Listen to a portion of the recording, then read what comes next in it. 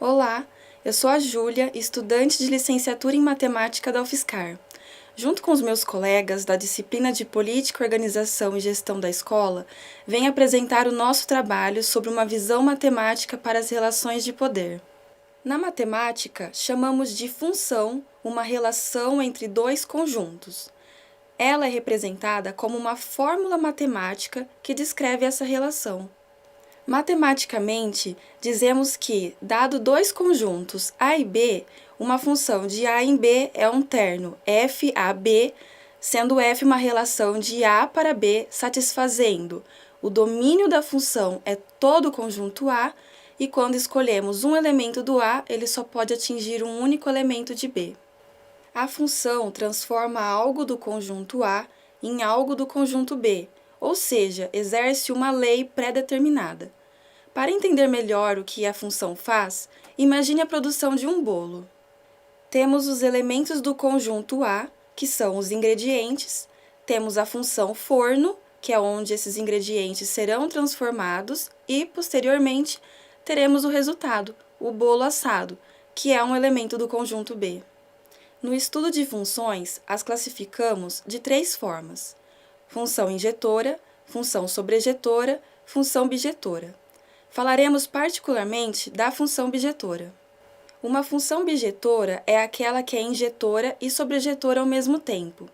Isso significa que todos os elementos do conjunto B só podem ser atingidos uma única vez pelos elementos de A, e todos os elementos de B têm que ser atingidos pelos elementos de A, como na imagem. Por ser bijetora, essa função admite uma inversa, ou seja, podemos fazer o contrário.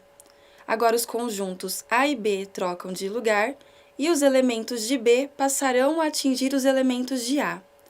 Para ficar mais claro, vamos exemplificar com a ideia de poder. Olá, eu sou Thaís Bertini e vou conversar com vocês um pouco sobre definições de poder, a relação entre o poder e a política e como a matemática pode se relacionar com o poder. Poder é um termo que se originou a partir do latim possum, que significa ser capaz de, e é uma palavra que pode ser aplicada em diversas definições e áreas. Segundo a sociologia, poder é a habilidade de impor a sua vontade sobre os outros, e existem diversos tipos de poder: o poder social, o poder econômico, o poder militar, o poder político, entre outros. A definição de poder também deve ser considerada. Em seu significado mais geral, a palavra poder indica a capacidade de ação ou de produzir efeito, sendo compreendido tanto no sentido social, isso é, nas relações dos seres humanos em sociedade, em que passa a ter um sentido muito mais específico, quanto sobre uma perspectiva instrumental, que diz respeito à capacidade do ser humano de controlar a natureza e seus recursos. Poder, em seu sentido mais geral, pode ser entendido como um direito de deliberar, agir, mandar e, dependendo do contexto, exercer uma autoridade, soberania, a posse do domínio, da influência ou da força. Agora vamos pensar na relação que há entre o poder e a política. Para a política, o poder é a capacidade de impor algo sem alternativa para a desobediência. Assim, o poder político, quando reconhecido como legítimo e sancionado como executor da ordem estabelecida, coincide com a autoridade, mas não há poder político distinto dessa, como acontece no caso das revoluções ou nas ditaduras. Dessa forma, o poder se expressa nas diversas relações sociais, e onde existem relações de poder, existem política, e a política, por sua vez, se expressa nas diversas formas de poder. Com base nas definições dadas até aqui, pode-se relacionar o poder com a matemática, mais especificamente com as funções bijetoras. Imagine agora que o conjunto A representa o Estado, com suas leis e ordens, e que o conjunto B representa o povo. Se aplicarmos uma função poder que sai do conjunto A até o conjunto B, temos que o poder sai do Estado e atinge o povo.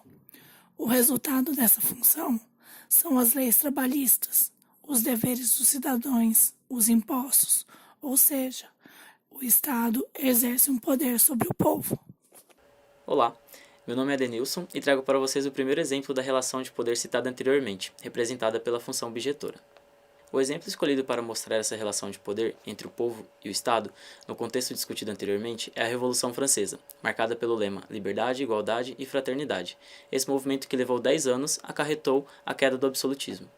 O cenário da época era de uma grande crise econômica, advinda pela divisão da sociedade em primeiro, segundo e terceiro estado, também representados pelo clero, nobreza e povo, respectivamente, e, consequentemente, pelos altos gastos da nobreza.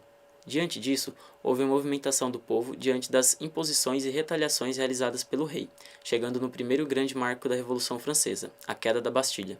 Após esse evento inicial, aconteceram outros marcos: Declaração dos Direitos do Homem e do Cidadão, instauração da República em 1792, a execução do rei em 1793 e, por fim, o golpe de 18 de Brumário em 1799, liderado por Napoleão Bonaparte.